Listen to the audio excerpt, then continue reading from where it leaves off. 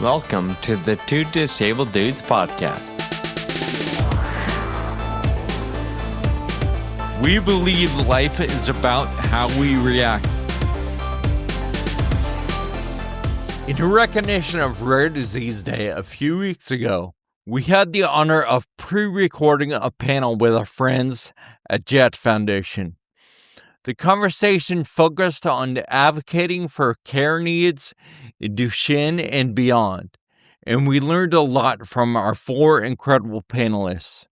Jet Foundation does truly impactful work. Each year, more than 2,000 individuals and families affected by Duchenne and other neuromuscular disorders turn to the Jet Foundation community for knowledge, support, and connection. Through programs like Camp Promise, the Jet Giving Fund, educational workshops, webinars, and family support groups, they create spaces where families don't have to navigate this journey alone. Duchenne muscular dystrophy primarily affects boys and causes progressive muscle degeneration throughout the body. It is the most common fatal pediatric disorder. Children are often born appearing healthy, but over time, the disease leads to significant physical decline. Each year, approximately 20,000 children are diagnosed with muscular dystrophy worldwide. While there's no cure, the Jet Foundation community remains deeply committed to building unity, support, and hope as they work toward a better future. Enjoy our conversation with Jake, Ashley, Charlie, and Javier.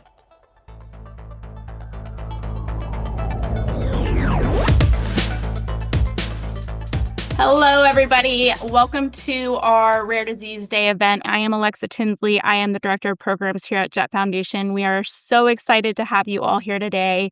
Our goal continues to be to help raise awareness for individuals with rare diseases and their families. Today, we'll be discussing advocating for care needs and more. We have four amazing individuals here who will be sharing their experiences and giving insight into their lives. So we want to thank them from the bottom of our hearts for doing that because it is a very vulnerable thing and a very appreciated thing. So thank you all so much. And with that, I will hand it off to our amazing moderators who are with us for yet another year, which we are so grateful for. Sean and Kyle, they are the hosts of the podcast Two Disabled Dudes, and they are here to help facilitate conversation and just make a really amazing organic event. So I will hand it off to you guys. Thank you, Alexa. I appreciate that introduction. We are so excited to be back. We just want to stir the pot and let all these amazing people give their wisdom to the community so that we can all move forward together. I say we because I feel like I'm part of the Duchenne community or the Jet community, even though I don't have muscular dystrophy. I have a disease called Friedreich's ataxia. Sean has that disease as well. I was diagnosed when I was 17, and at the time, I was like, what the heck is Friedreich's ataxia, and what is it going to mean for the rest of my life? And over the next few years, my family and I found out that Friedreich's ataxia is a rare neuromuscular disease that affects all muscle coordination from the toes to the fingertips. And I use a wheelchair full-time now, but back then I was still on my feet, and I was like, all right, what do I do with this? So I decided to do a bike ride, and actually on a recumbent trike because I don't have very good balance because of FA. So I rode a trike from San Diego to Memphis, Tennessee, and really empowered myself and my family to do more for FA. A few years later, I decided to do another bike ride and met Sean, and we started talking, and we're like, all right, like it's time to do something with our lives, even though this disease threatens to shorten our lives, let's do something with the time that we have here. And that's a theme that we've heard from all these panelists today, and we're looking forward to sharing that with you. So I'll just add a little bit. My name is Sean. I live in Sacramento, California, and Kyle and I have been friends since 07, 08. We've done all kinds of adventures together. The podcast, we're actually in our 10th year doing that show. Like Kyle said, we're honored to be connected to Jet and invited to do these events with y'all. What I would like to do, like Kyle said, just jump into the panelists. We've got four amazing individuals joining us today. So I'm going to go from my screen just so we don't lose track. Jake, you're on top. So do you mind telling us a little bit about yourself? Absolutely. Well, hello everyone. It's really great to be on here, and really awesome to be alongside the three other panelists. Um, my name is Jake Marazzo. I'm currently 23 years old. I graduated this past May of 2025 from Wheaton College, Massachusetts. I got a Bachelor of Arts in Film, and currently I'm living at home with my parents and my one dog. And Yeah, I'm a storyteller. I love to write. I write and come up with ideas all the time. It's something I really enjoy and something I would like to pursue as a full career in the future. And other than that, I love to advocate for rare diseases, not only to spread awareness, but to, make everyone feel like they're, wanna move forward relentlessly in our lives and, live the best lives we can. So, yeah, I'm thrilled to be able to continue to spread that message to this day. Beautiful. And thank you, Jake. Javier, I'm moving your direction. Buddy. My name is Javier Carrasco. I'm currently a senior here at the University of Arizona. I live out in Tucson, Arizona right now. I've lived in Arizona all my life. I have limb-girdle muscular dystrophy. I've been in the chair for about, who knows, maybe like 10 years, maybe a little bit more than that. Hard to keep count. But yeah, so right now I'm studying mechanical engineering. I'll be graduating in May this semester, so I'm really looking forward to that with my minor in manufacturing. And so, yeah, right now it's a lot of looking at the job market, trying to find work, looking into moving out, living on my own. And yeah, that about sums me up. School's very busy. So that sums up my life for the portion of my college education. So, Y- You've got a lot of big steps ahead of you, like right now, like this year. yes, That's exciting. very true. Thank you, Javier. Ashley, you're up next. Yeah, hi guys. My name is Ashley Fox. I'm 24 with spinal muscular atrophy type 2, and I currently live in San Diego, California. I have my bachelor's in psychology from UCSD, as well as my master's in sports psychology. That was from California Baptist University. So I currently work full time at Rady Children's Hospital as a care coordinator. And while I love the kids, I love my job, I really want to work the LA 28 Paralympics and Olympics. And that is the main goal right now. So working towards that slowly but surely, definitely watching the Winter Olympics right now. I'm enjoying it. Very cool. That's a big aspiration. Thank you, Ashley. Love hearing that. All right, Charlie. Last but certainly not least.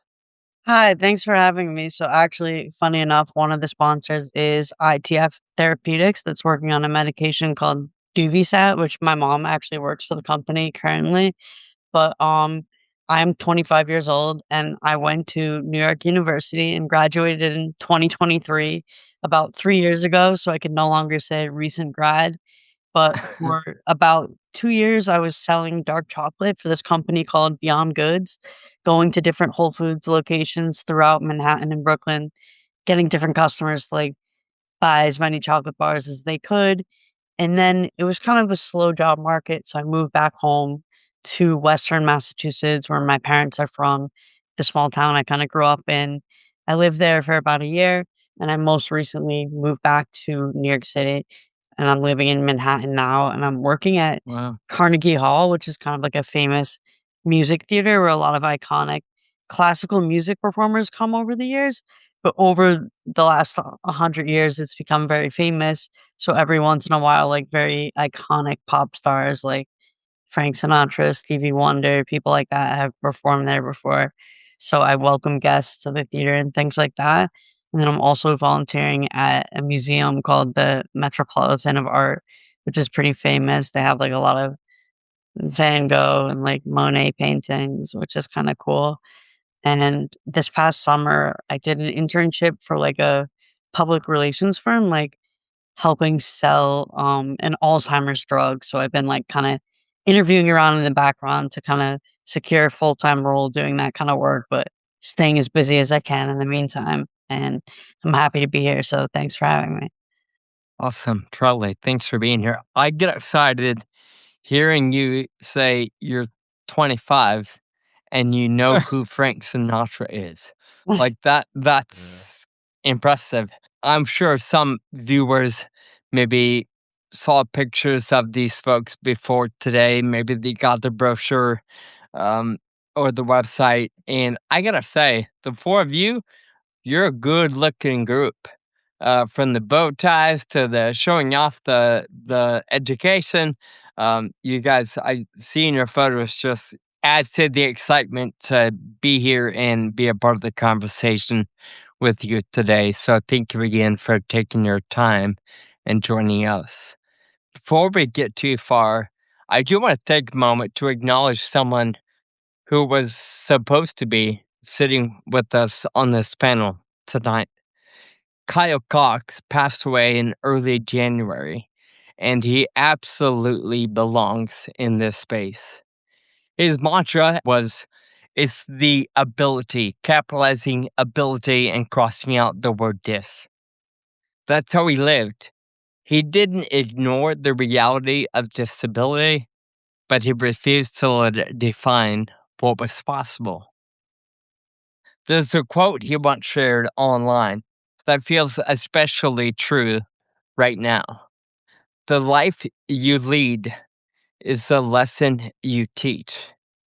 And Kyle taught by example through how he showed up, through how he carried himself, through how he pushed forward despite what he was up against. So while he is not physically here, his spirit and his belief and ability over limitation are very much a part of conversations just like the one we're about to have. We're grateful for his life. We want to honor him in continuing the conversation he very much would have shown up fully for. Sean, thanks so much for that tribute. We will remember Kyle and take him forward in this conversation. Panelists, you're all in this stage of life where Sean wishes he could go back to, as he said. You're young, you're good looking, you're finishing college and deciding what you want to do with your life, what you want your future to look like. And a big part of that is work. And that's something that we talked about in preparation for the panel. And so I wanted to ask you guys about work and what it means to you. So, first, I want to start with Ashley. What does your job mean to you, and how does it make you feel? I've always been a very ambitious person. I've always wanted to do things. I'm not really a homebody. I have to be busy. So when it came to my career, I really wanted something that was going to keep me busy and always kind of fluctuate and have a little bit of variety throughout the day. And psychology does give me that. And also, just in terms of what work means to me, it is probably one of the very few things I can control. All my efforts and everything I have to say goes into it, whereas medically and disability speaking, I don't really have control over that. Things just happen. I kind of don't really have a say in where it goes or what ends up happening. Whereas work, I know I can kind of step away from my own life just to put something together and give it my full effort and feel rewarded at the end of the day. Um, Working with kids, it also comes with advocacy that's not very outspoken. I have a lot of kids who come in the office and kind of look at me and go, wait a minute, what? That's someone in a wheelchair. Who is that? And so simply by just existing and working and interacting with them, that's giving them the impression that I am just a person, I'm doing my job, and it's kind of breaking down that wall. Yeah. Yeah, I love that. Part of advocacy that just interacting with people and being yourself can bring. So, Ashley, I want to stick with you for one more minute. You mentioned in your intro LA 28, the Olympics, the Paralympics. Can you tell us a little more about that and what gets you so excited to be part of that and why that's your goal? Yeah, so I am a sports fiend. I love sports, any and every sport. Anytime there's an option for a game, I'm going. Doesn't matter which one. And I wanted a career that I could put my perspective into something that not a lot of people would think about. So I really went into sports psychology because I remember being in the ICU recovering from a surgery and having that mental struggle of this is another recovery. I don't know what my body's going to do after this. This is so frustrating. I don't want to keep doing this work. And athletes go through that.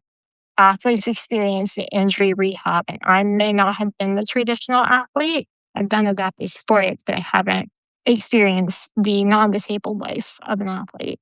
But I understand injury rehab and how much toll that takes on a person. And I wanted to be able to help someone and support them through that because I can relate. So for LA 28, both Paralympics and Olympics, the adaptive sports, they need a lot of love. They need a lot of support and resources. And I also want to give back to my community. And so Paralympics is just, that's the way to do it. It's also in California.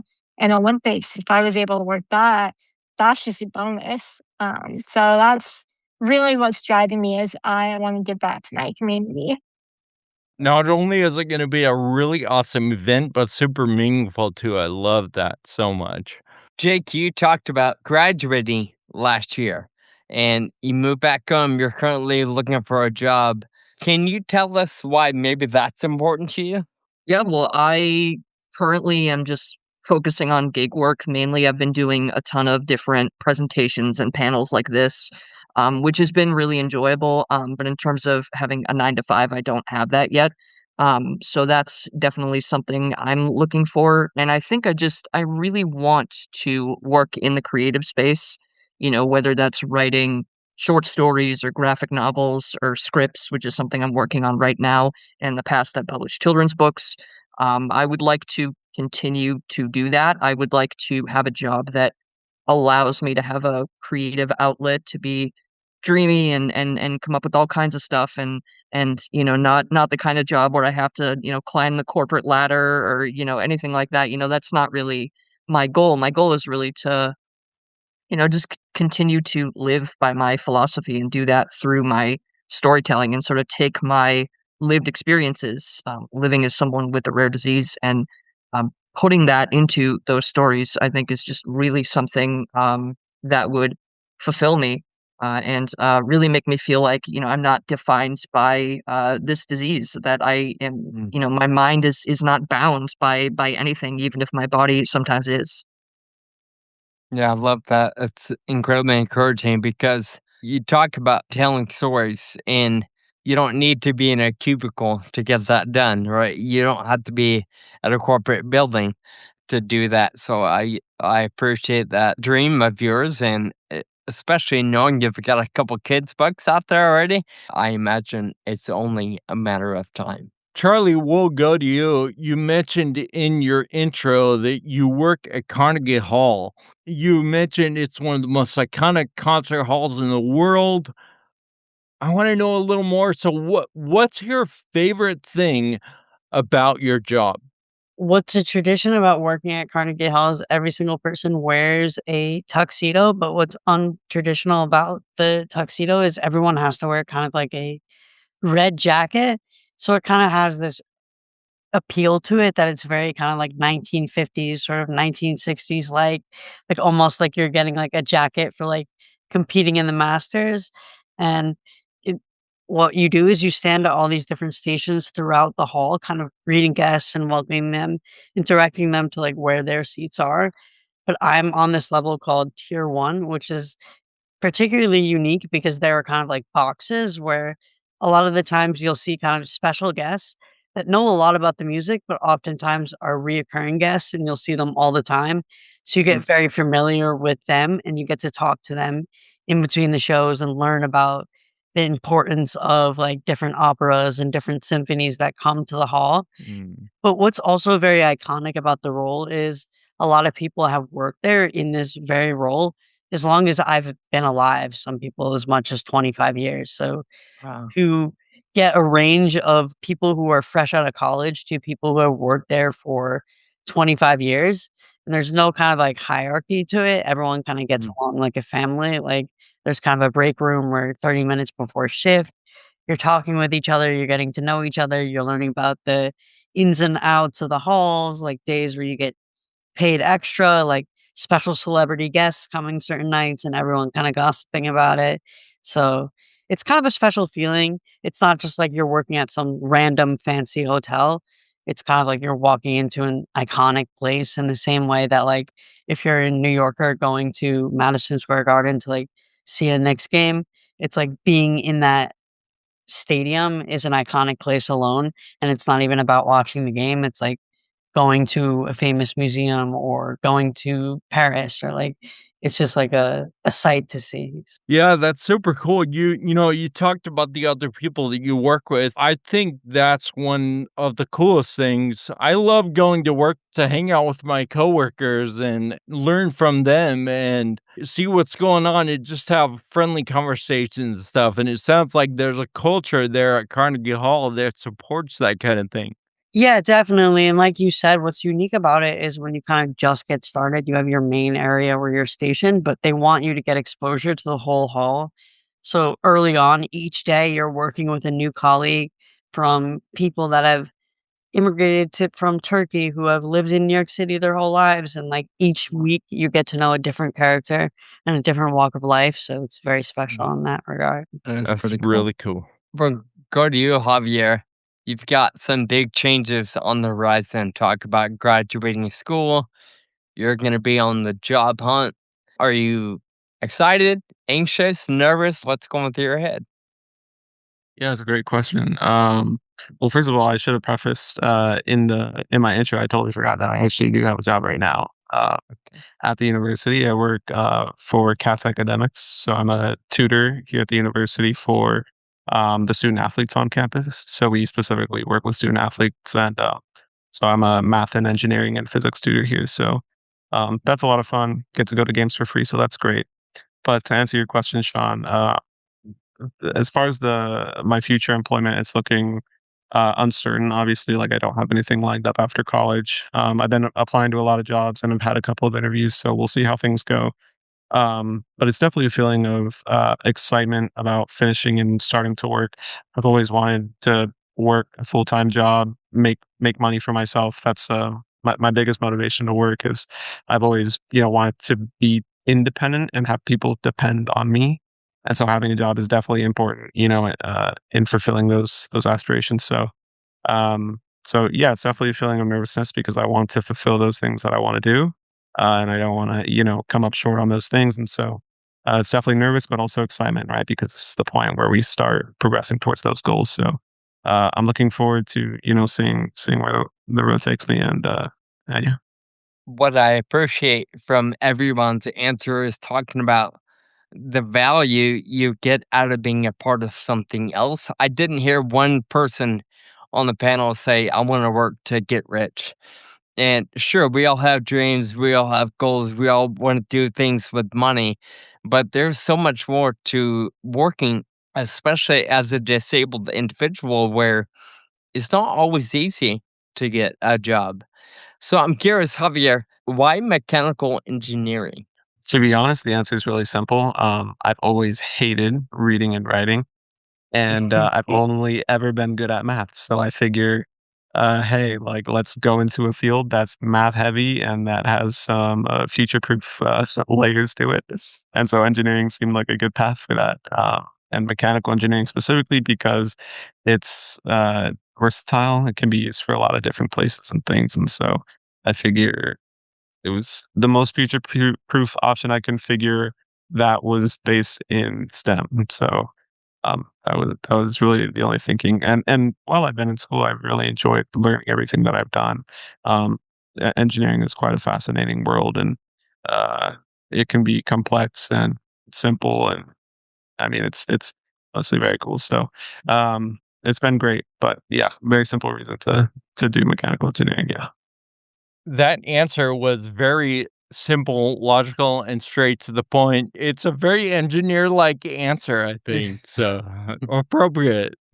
We're all probably familiar with advocacy, and we know it has a massive range, right? From, I forget who said it now, it's just showing up and living life. It could be a passive conversation with a stranger in a coffee shop, to sitting down and writing a blog, or in Jake's case, writing books, to speak on stage in front of thousands. Let's talk about for a few minutes the need and challenges associated with advocating for your own care. Everybody needs help, even more so as a disabled individual. So we've talked about that as is the driving thing for tonight. So actually, I'm going to start with you. I'll put you on the spot again. In preparation for this panel, you wrote about needing help from a PSCA and the balance between wanting independence and realizing that you need help. That's probably something we can all relate to. Can you talk to us a little bit more about some of that conflict? Yeah, that's a really good question. I'm gonna start out by saying I'm a very stubborn person. I like to try and do everything, even if I know I can't do it. I still like to try. I'm very independent mentally, physically not so much. And so in college, when I moved, I was also going through the mental struggle of admitting I needed help, doing things that I used to do before. And I was also going through the mental gymnastics of, if I ask for help, does that make me weaker? So there was a lot going on mentally when I moved to college, and my two best friends I ended up meeting, they kind of really shifted my perspective a lot. They always were the first to show up and offer to help, but they also know me and they know if they offer, I'm not going to take it. So they'll just sit patiently waiting for me to ask. Um, Mm. and I really learned how to ask for help and for support, and also dictate my care in a way that was safe and healthy for me, from people who were willing to provide that space. So when I had that space of, wow, this is what care should look like, I should be able to dictate it in a way that's safe and healthy. I wanted to continue that trend. Um, so when it came to hiring PCAs, which was already, that's a lot to do in college. I was a full time student. Now I have to manage my own care and my medical, and also find internships and grad school applications. Like, that is a lot. My biggest thing was during interviews, I just wanted to know, can I hang out with you as a friend? Like, is this person in it for the right reasons? Are they are they just a person that wants to help, or are they just looking for a job that might be easy? And so depending on the vibe that I got from the person, if it was a good vibe, they were hired. If it was a bad vibe, I didn't even try it, even if the qualifications were amazing. And because of the people that, like, I felt out the vibe first, I ended up hiring consistent people who were willing to help me maintain the space of asking for help without being made to feel like a burden for it. And that happened over the course of years. I mean, that did not happen overnight. That is a lot to learn and rewire my brain into thinking. So I was really appreciative of the people who showed up and helped validate that train of thought. It might be a little too soon, but can you think of something that helped you rewire your train of thought? Therapy. That's Okay. simple answer. But honestly, also just I did a lot of journaling. So whenever I had the negative thoughts of I'm asking for too much, I'm high maintenance, I'm like needy, I would write those thoughts down and I would challenge them and write the opposite. And I would think of moments where I did ask for help and like my friends met me with a positive reaction, not negative. So I associated the thoughts by challenging them with something positive that was real. That sounds like a really good exercise for all of us. Thank you for that. Javier, you had a similar response to one of our questions in preparation. The specific words you used were you sometimes limit asking for help now that you're older to sustain independence in your daily life. So, I don't know, maybe talk about the same kind of balance with asking for help, but really wanting to maintain independence as well. First thing that comes to my mind is just how would I say, intuitive it is for me to be like, "Hey, can I have help with this?" Right? Like, growing up, when you're first becoming or when you're becoming less able, right? Like, your first instinct, especially as a kid, is to be like, "Hey, like, can you help me with this?" Even if you can do it, maybe you can't do it as well, your first instinct is always like, "Hey, can I have help?" And so getting older, you definitely I mean, I personally don't want I want more independence. And so with more independence means that you have to be willing and able to do things by yourself, even if it takes you longer. So something simple like filling your water bottle. My mom could fill my water bottle in 2 seconds, and it's the easiest thing in the world for her. For me, it takes a little bit longer, but it's not about how long it takes. It's about doing it independently. So you have to be willing to do things that are harder even if it's gonna take you a little bit longer, and that just comes with kind of breaking down a mental barrier, right? Like, you have to make the decision, like, "Okay, I want to be more independent." You have to accept that you're gonna have to do things differently than other people. It's not gonna be the same. And so, I think once I made that decision and that realization and I'm not perfect in any way, like, I still will ask for help, with things that I definitely need and sometimes things that I don't need help with, I'll ask just for convenience sake and, those things will continue to happen, but, eventually, you're not gonna have the people that you once depended on with you every second of every day, and you're gonna have to learn how to be more independent, and so the sooner you start practicing and learning how to do things independently, the better you're gonna set yourself up in the future. And so I've just been trying to, learn how to be more independent and less dependent. That's a huge piece of advice. The sooner you can start, even a small thing as filling your water bottle. Yeah, anybody else can do it faster than me or you.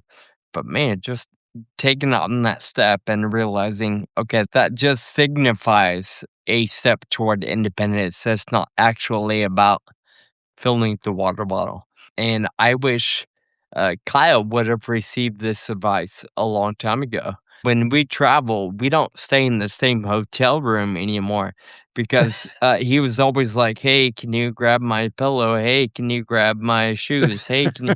And it's like, bro, you can do it yourself. Come on, mom. Ridiculous. Javier, thank you. Charlie, I want to switch to you. In that questionnaire, and sorry if I'm putting you on blast, but you had revealed that you went through a couple years of denial early on in college, your freshman and sophomore year of college. Can you talk about those challenges? And then can you talk about what shifted junior and senior years for you? Yeah, definitely. So, when I was a senior in high school, my mom was kind of like my primary caretaker who would kind of transfer me in and out of bed, transfer me to the toilet, make sure I take my pills, meal preparation, all of that fun jazz. And then when I was a freshman in college, I had a freshman year roommate, Tristan, but I didn't have a traditional caretaker. I could like stand in bits and pieces and I would shower on my own and do things that were like incredibly challenging and stressful, but I was very like, um, I guess resistant and wanted to prove that I could be independent and do it on my own, that I think I needed a caretaker. And then going into my sophomore and junior year, I knew that I kind of needed a caretaker to support me and make sure that I had meal prep and can go about my day and help dress me, but I'm not reliant on my parents. But we kind of wanted to make that process fun at the beginning because I think in my mind, I kind of stereotyped it as an older woman, maybe in her 60s or 70s, where that's all they do and that's all they care about and they haven't experienced anything else. But we kind of started out on Facebook and we reached out to a lot of young people who were actually of the age of in college or their young 20s who can relate to my disability but still wanted to like have fun and like go out and maybe like have a burger or go and get a beer and socialize, but are also there to work and help get you in bed and like want to do a meaningful, impactful thing. And that was very sustainable and great for college. But what's tough about that dynamic is some people will become too loose with the boundaries of becoming a friend, and they're like, "Oh, like, if I could, like, hang out with Charlie and, like, go out to dinner with him or have a beer with him, like, maybe the caretaking isn't as essential as I'd realized." So I think when I finished college, I realized I needed more of a professional and someone who had been doing this for years and really knew what they were doing. So I shifted gears now, and I have, a woman in her late 30s who I've been working with for 6 weeks now, and I get along great with her, but it's been kind of a struggle to, like, get to the realization that that was the help I needed. But then again, I'm glad I went through those struggles and those triumphs because it made the college experience feel more authentic, and I was spending time with people my Sure. age who knew me, like, for the experiences I knew at that age, so, yeah. Thank you Mm. for asking. Yeah, and I think you make a valid point that our needs are gonna change, or maybe even just the priorities of those needs will change over time, right? There's I would imagine nothing wrong with having someone close to your age being a part of life, but also helping take care of you for a time. Maybe as you age, you realize, okay, a 22-year-old's probably not the best. And I'm not saying they're not. It's just maybe your priorities or what's important to you shifts. I think the priorities changed, but it had its value and it had its memories, and I don't think I Of wanna, like, course. talk bad about that chapter, but, like, useful and Yeah. it's important to bring up, and I'm glad you made me reflect on that a little bit. No, I had coffee with a coworker friend who's about 20 years younger than me. So I'm a little more than half his age. And I made the comment like, "Hey, part of the reason why I just like being around you and your energy is, man, it keeps me young. So whatever helps you stay young at heart, I guess, is a good thing." Jake, you had a similar situation where you were in college and you had several people helping you out. Was there ever a need to sort of define the line between friend and caregiver? And if so, how did you prioritize? Like, what went into, defining that line? Yeah, that's a really good question. You're always asking the best they make us think, folks. Um, no, I think for me, I really loved being friends with a lot of my PCAs. They were students at the college that I went to. We were specifically looking for athletes, that, didn't necessarily have experience being a caretaker, but, um, were able to lift me in and out of bed, like, and, a lot of the things Charlie was talking about, very, very similar for me too, and assistance with showering and meal prep and things like that.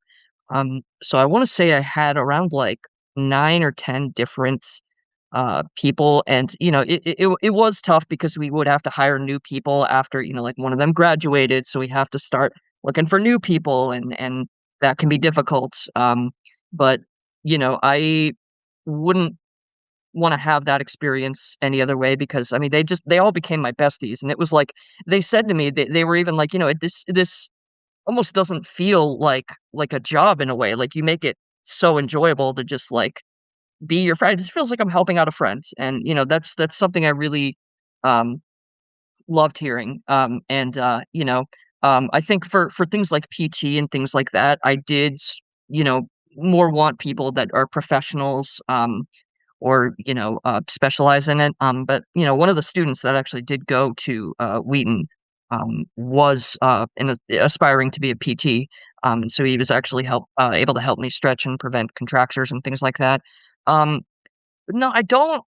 I mean, I think sometimes it was a bit of a struggle for navigating multiple schedules of very busy college students, and especially ones that are athletes who, have lift like so early in the morning and have crazy busy schedules and are taking very difficult classes.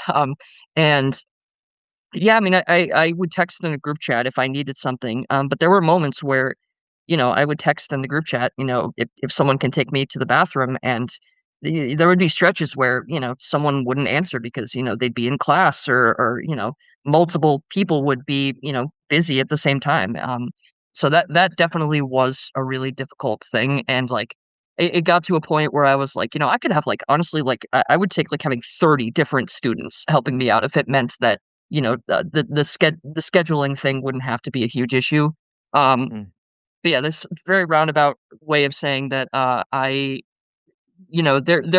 did appreciate being friends with these people, and I cherish their friendship, so very much. I still talk to them to this day. Mm. I would like to I need not I'm not the best at making plans sometimes, so I need to, make plans with them and see them. But, yeah, no, it was just such a, difficult to navigate, but overall very Yeah. lovely experience. I appreciate how you and Charlie mentioned it just increases the value of that lived experience in college. Like that just is part of the deal, having friends and enjoying those handful of years, whether it's 4 for most of us or maybe 6 or 7 for people like Kyle. Um, Javier, regarding the same idea, the care from outside help, it's actually before I set you up, Charlie said something that I think is worth highlighting. He said in his senior year of school, mom was doing everything.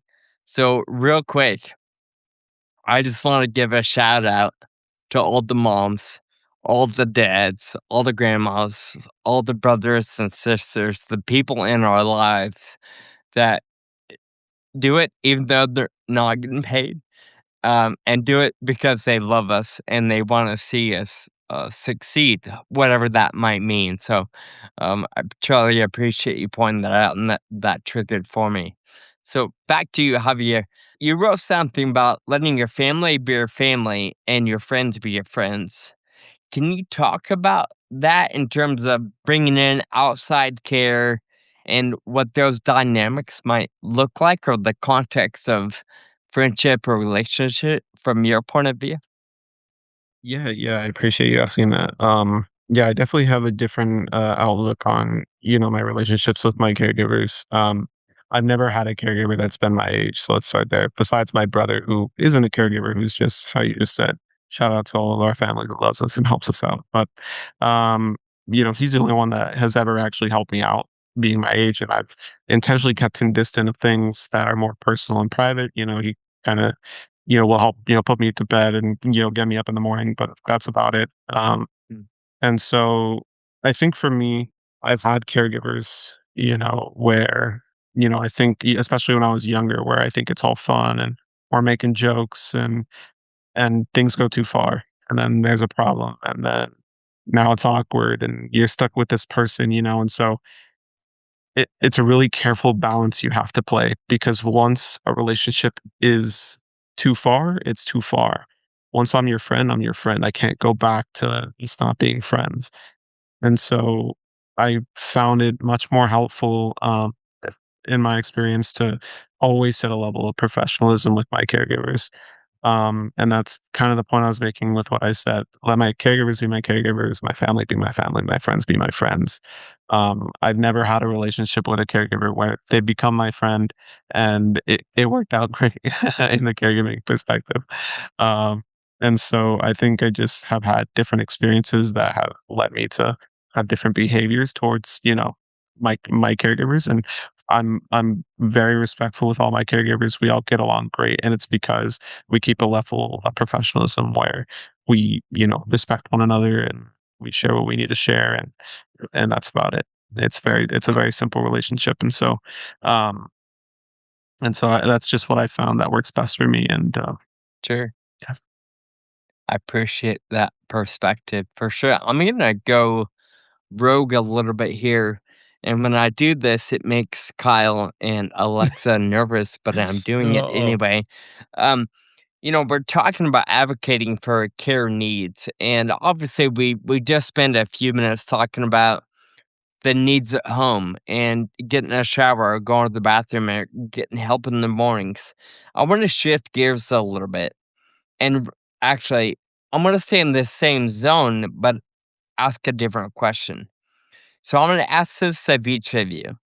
And actually, I'm going to start with you, but everybody's going to answer. I'm curious. Let's assume for a minute you're either on the hunt for care, or think back a year or two when you were kind of needing to hire different help, because I imagine we have a few viewers and people that are going to watch this later that might be trying to figure it out, their kids getting ready to go to college, or whatever they're up against. So I'm curious, what would be something you would encourage others to think about on purpose or intentionally when they're going through that hurdle of advocating for what they need, no matter where they're at in life? Ashley, you're A good first. question. Yeah, I'm really your number one target today. Um, College, I'm gonna start it off by saying college is the wild, wild west as a disabled person. It is an experience, both amazing but also really hard. And I remember I was moving far enough away from my hometown that I couldn't rely on family. So it was one of those things of I just have to be all in and I have to hope it works out because there's no going back and I'm not dropping out. And I think once I put that mindset into practice of I'm not dropping out, it quickly became survival instincts of getting creative and thinking outside the box. Like I created a flyer on Canva and I cannot recommend this enough. Make a job ad, make it fun, have a good time with it. And then I spammed UCSD medical clubs. And it was really hard at UCSD because it is a very rigorous school in the sense that everyone is just focused on academics and they don't have time to do anything else. So it was really hard finding people with the time and the bandwidth to work. And I did go through quite a bit of PCA shortage during my time there. Thankfully, I had two best friends that really pitched in and overworked. But it was one of those things. I I really embraced how stubborn I was, and even though I had a couple mental breakdowns of I don't know how I'm going to go to bed tonight, and I don't know who's working when I get out of class because I have to pee so badly, I knew that the degree was worth it. And living the traditional college life in a dorm room with roommates that I love was worth it. So that's something I would really enforce is it is going to be the hardest transition. It is going to be a lot, especially if you are reliant on your family and now you're going somewhere where your family can't go. Now you're in charge of your medical. Now you're in charge of everything else. You're going to be overwhelmed. Embrace the overwhelmed because that's going to give you the mindset of I need to figure it out. And once you're in that headspace, you will. Embrace the overwhelm. That's huge. Charlie, I'm going to throw that question to you next because you're the next furthest removed from the college experience. So if you were talking to other families or other individuals who are getting ready for that big transition in life, what is something you might encourage them to think about? Yeah, I would say the biggest thing is to kind of be flexible because I think a lot of the time, especially if you kind of want that authentic college experience where you're hiring people your age, life gets busy and things happen that I would say like even when you get like a really, really good aide, usually they stick around for 3 months to a year. It's never like they're there from like the beginning of college to the end. So kind of creating your formula, like this is how I get dressed. This is how I go to the bathroom. This is how I um do the cooking. This is how I do the grocery shopping because obviously, like, things will change and there are factors outside of your control, but kinda having, like, a mold formula, like, obviously, everyone's a person and everyone's strategy is gonna be different, and you're gonna talk and figure that out, but I find that every time I've had to, like, hire a new caretaker or get to know someone new, having those old resources and having those things on file, like, almost like it's like your aides are, like, going through, like, the Charlie program or the Mm, care program to make sure that, like, you get that care you need. So, I think mm. you can't think of it as, like, a thing that you figure out right away. It takes, like, 2 or 3 years to really get that, like, formula of, like, what works and doesn't work and kind of figuring out your molds and your routine. Yeah, and I think I hear you also saying it'll take time to figure out, but also it'll change eventually. After months or years, you'll adjust your own needs. Great advice, Charlie.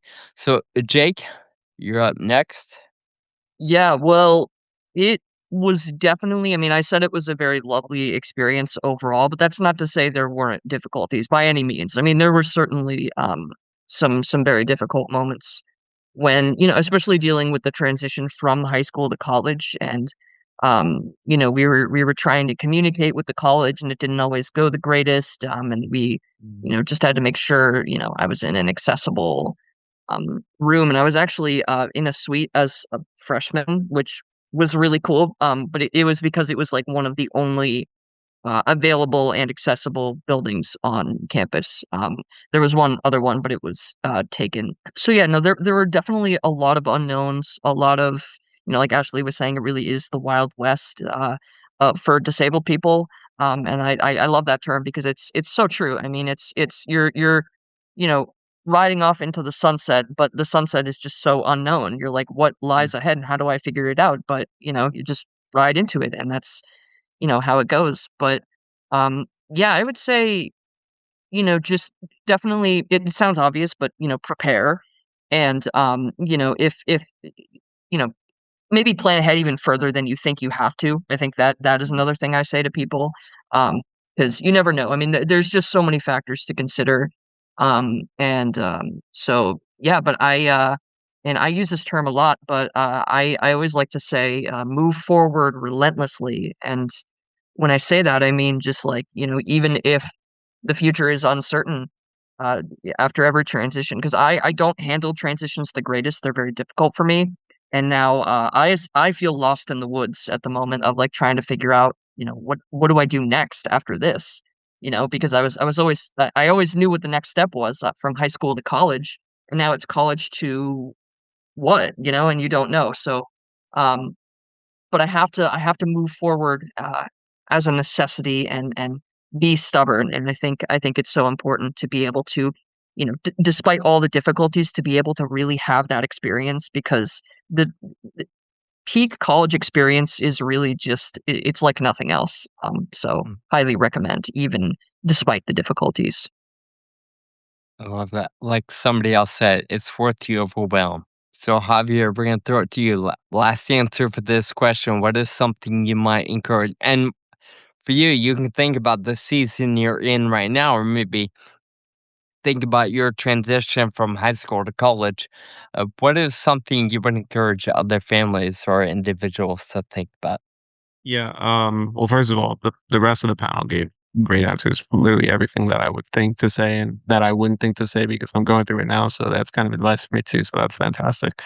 But it kind of goes back to what I was talking about earlier. Just breaking little habits of dependence and making new habits of independence. Right, like no matter how small you think it is, it's really important that you begin to kind of break down those mental barriers and just develop your own way of doing things. I loved what everyone else on the panel had to say about this. I thought it was great. You know, Kinda how Ashley said, like, you'll figure it out, like, if I get an offer in Utah, I'm moving to Utah, like, we'll just see what happens, you know what I mean? And so, Right. it just is what it is. At one point, you're gonna have to take a leap of faith and just trust that you're gonna be fine. And you will be because you're a person and you're gonna figure it out because you wanna go to the bathroom, I promise. So, at a certain point, you're gonna figure it out, I promise you will, and how all of said, it's definitely gonna be hard, and I'm looking forward to that and that new experience and a new challenge, and we'll see what happens. Yeah. Well, I think we're all looking forward to watching you and hearing what the next chapter of life looks like for you. Thanks for sharing.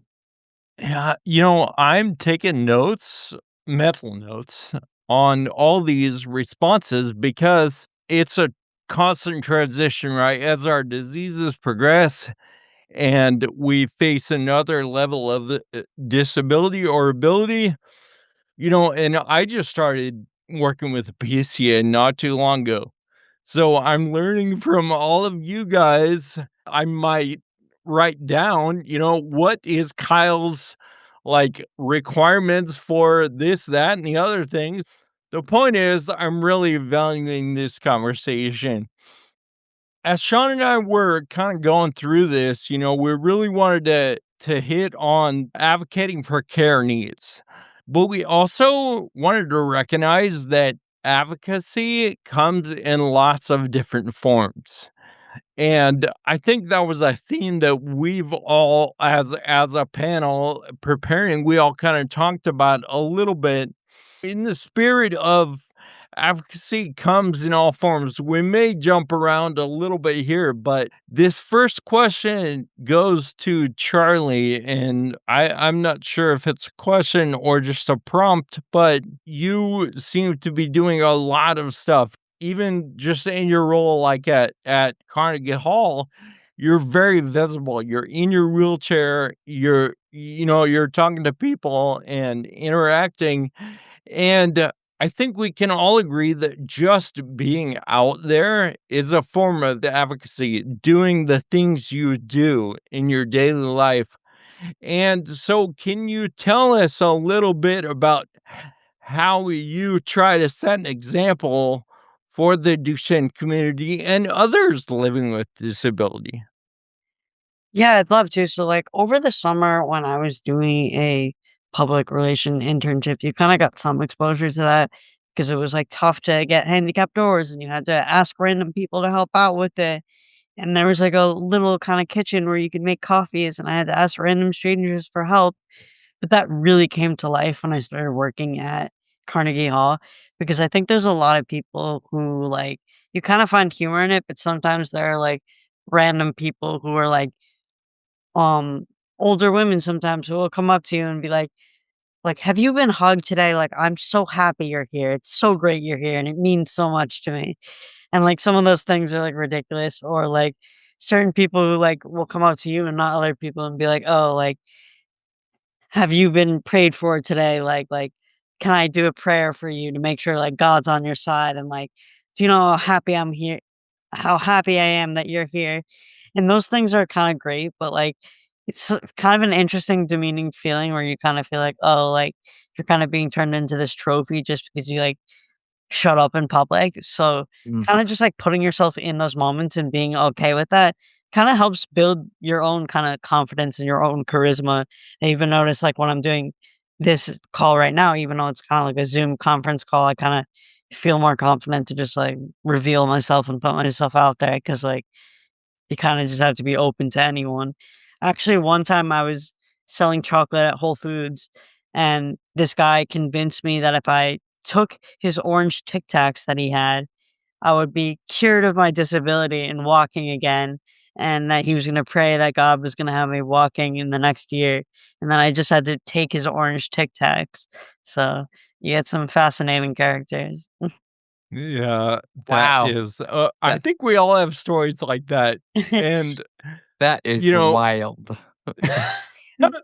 yeah, that's one of the more wild ones I've heard. But I think we all can realize, and I know you do too. It's Mhm. how we respond to those things that can move our community forward, or even ourselves, right? And how you react to those sometimes crazy things that people are saying. Yeah. Yeah. Thank Yeah, you it's so all, like, much. kinda how you respond to it. I think it's a natural human reaction to, like, go home and maybe get in your head about it, but maybe that weekend you're going to see a friend or there's a family dinner and everyone's kinda, like, socializing, and then you turn it into a funny story and you bring it up, and then, like, it's just part of life, and it's Yeah. like, I wouldn't say, like you strive to have it, but like I wouldn't erase those experiences. Sure. Yeah. Yeah. Yeah, Good that's point. wonderful. Javier, advocating for ourselves often means advocating with insurance companies. Well, you could probably use the word fighting with insurance companies instead of advocating.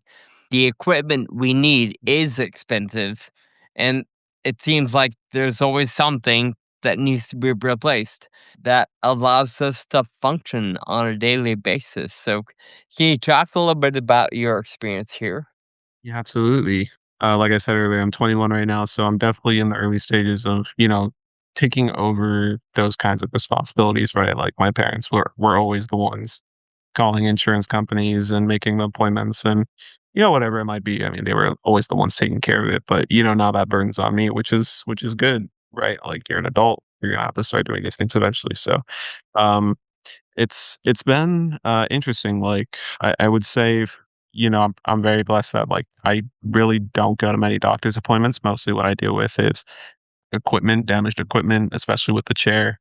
Um and so, my experience with insurances has been a long learning a long learning process. Insurance companies, they will deny what they can deny. They will take forever to respond to you. They won't respond to you when they say they will. It's a complicated world to navigate, and it's a specific world to navigate. Like once you learn some of the things that are going to improve response times, to get more positive responses, to get more things approved. Once you find the right doctors who write the proper prescriptions, like there's so many things that can go wrong, and everything will go wrong, I promise. But once you learn, I think, to navigate the world, that world a little bit better, you start to learn the tricks of the trade, if you will, and figure out you know, how to get what you need as fast as possible. And so, like for example, like I had my chair that had the motors in it were broken for like 6 months, and so like a lot of that was obviously the insurance taking forever to do things, but it was also on my part. Like I could have done more, and I learned a lot about how I could have done more to make that process go faster. And so things will go wrong, but I think just, having been thrown in the deep end of this experience and like not having been, coddled my way through it, like when things are broken, my first kind of what I was talking about earlier, like my first instinct is always to be like, "Hey, dad, like how do I do this?" But at the end of the day, like you just have to call and take care of it, and you will because you need your wheelchair. So Yeah. Yep. I bet your Rolodex of those important numbers is growing day by day. I love that. Ashley, you had a similar experience just dealing with doctors and some doctors not understanding your condition or your needs and being like, I really think you need this. And you're like, I don't think so. And so, can you tell us a little bit about that and how you've managed to navigate that at points? Yeah, I'm very grateful and fortunate enough to have a multidisciplinary neuromuscular team that I trust wholeheartedly. I can go to them with anything and they listen to me. They're very honest. My neurologist, I make the joke that insurance is afraid of her because anytime they deny something, she does her magic and it's appealed and it's approved. I don't know what she does. I'm not going to question it, but it gets done. The second I go outside of my team, to another specialist in the hospital for another health issue that I've been battling for probably about 8 years now. Um, I'm not listened to. It's shrugged off to SMA and, my nervous system. It's like, no, it's not. This is very much another health condition. I check all the boxes of it, but they just want to take the easy way out and blame the SMA when it's not. Um, so I advocated to keep seeing different specialists within that department. Like it started as a resident and I go to a teaching hospital. I grew up in a teaching hospital. I'm okay with seeing new doctors. That's fine. So I started there, didn't get any answers. Moved to someone a little bit higher, didn't get answers. And now at this point, I saw my doctor a few months ago. The issues are still there. They're getting worse. And I asked that, can she document what she's seeing from her end? Because I've had these specialists who tell me no, and they document what they're seeing that doesn't line up with what my team is seeing. So I get everything in writing in my chart. because I need to be able to compare notes. And I'm going to trust my specialist all day, every day, because they're educated on my disability. And the other person I'm trying to see needs to listen, the one that's knowledgeable, and saying, this is not SMA. Thankfully, my neurologist has advocated and personally called the next doctor I have an appointment with and has had a one-on-one conversation. So I do have a team that, yes, I have to advocate, but I do have a team that is behind me in most of these battles, which not a lot of people can say. And it's really unfortunate, but I have quite a few doctors in my corner. As I've said before, I think I really need to take on the tip of writing things down so that everyone is familiar and can kind of be playing off the same sheet. So thank you so much for that tip. Jake, I wanted to throw it to you. We're getting towards the end. We're going to come down to some closing advice, but I wanted to stick with this for a second. Advocacy comes in so many different forms, like we've said, and you're into public speaking. What do you love about public speaking? And maybe what's one or two of your messages that you really like to infuse into your talks?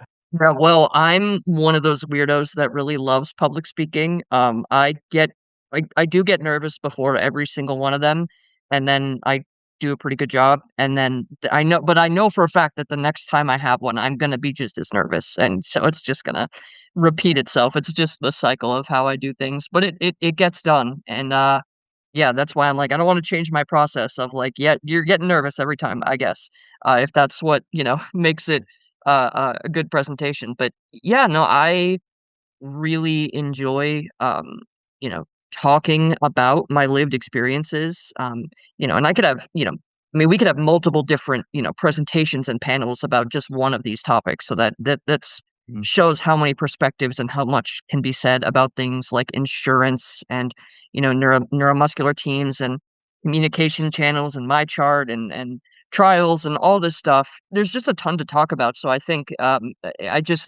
feel like I never really run out of things to say in a presentation. And Yeah, I really love spreading awareness, and I love spreading my message, which is, move forward in life in a positive way as much as you can. And it doesn't mean every day is going to be perfect by any means. I mean, like to be very honest, overall, I'm not doing a lot these days. It sounds like I have accomplished a lot of things. But my last children's book was 3 years ago, and so but it doesn't mean you give up. It doesn't.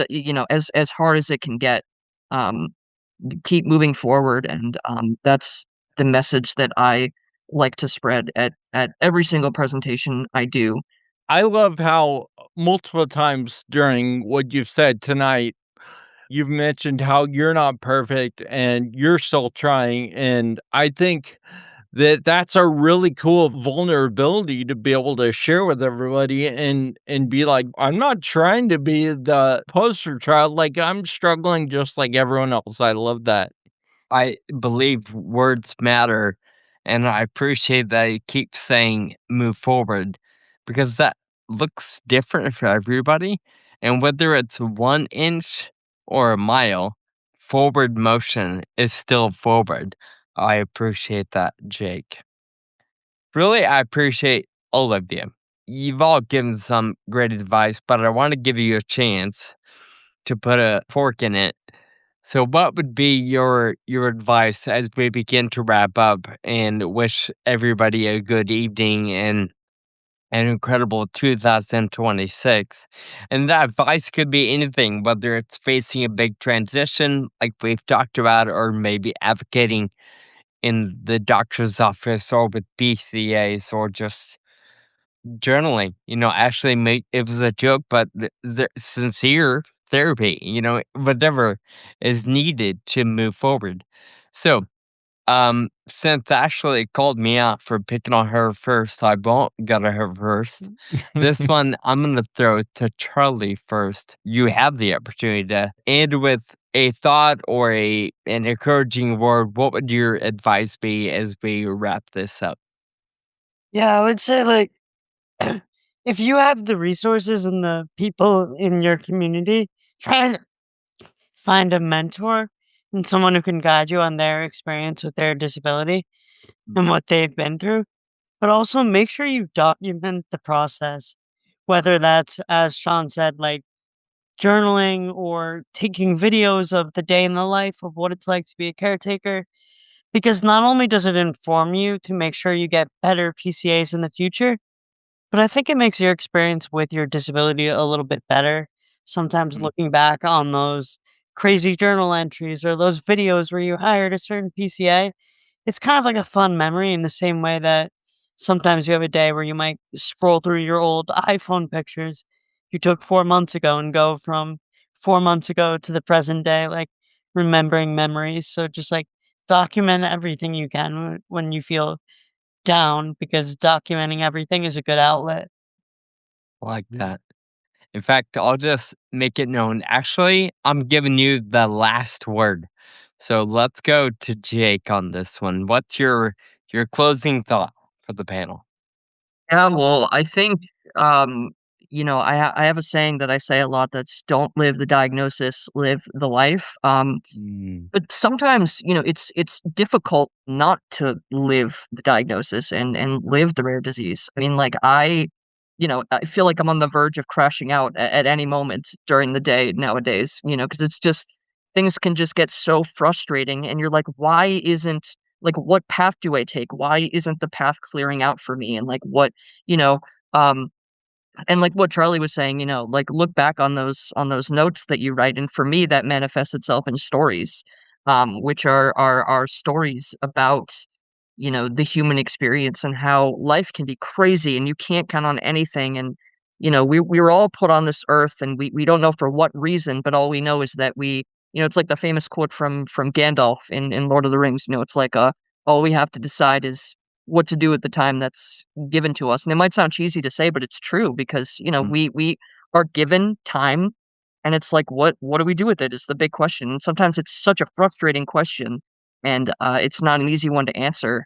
Um, but I think, again, as I've said many times, you just gotta keep moving, and if I don't, then what else do I do? So it's I'm positive, out of necessity, and I don't want to let any roadblocks stop me from going around them and uh, knock them dead. Awesome. Thanks, Jake. All right, Javier. Last words for the day.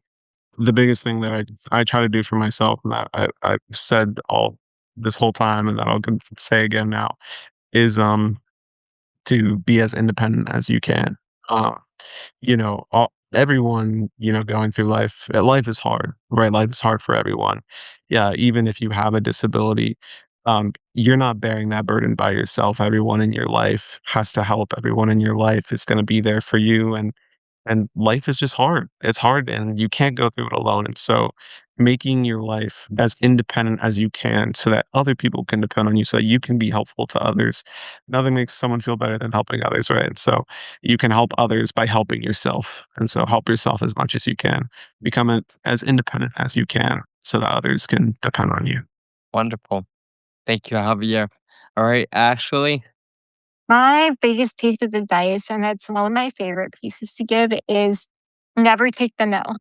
You're going to be met with so many denials, so many no's from academia, work, accommodations, all of the above. Oftentimes, we are told no because that's the easier route for the other person.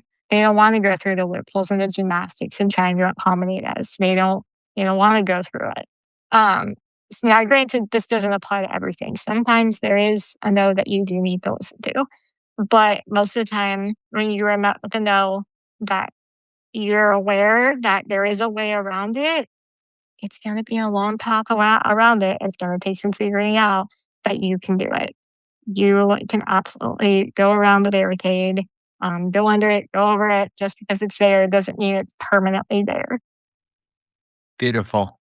I am so grateful for each of you and your experiences, your authenticity, and of course, your vulnerability tonight for being on screen but also talking openly with what you are and have been up against and how you've navigated through life. You guys are all such encouragement to me and Kyle and so many people viewing, listening, watching tonight. I feel encouraged in my own journey of disability and advocating for what I'm up against. I appreciate Javier's advice: fight for your independence, make small changes, right? I love the way Jake said, work around the burden, whatever that is, claim it, work around it, go around it, and navigate through it. I think actually you're the one that said embrace the overwhelm. I love that. And of course, Charlotte, your positivity and just your enthusiasm for life is infectious. I can feel it. And I feel like all of you are folks that I would love to meet up with and grab a beer or coffee with. Of course, I'm so grateful for those that I have been in attendance this evening, too. And finally, grateful that Jet and the team over there trust us to be a part of these conversations regularly. So with that in mind, I'm going to invite Alexa to come back on screen. Thank you, Alexa.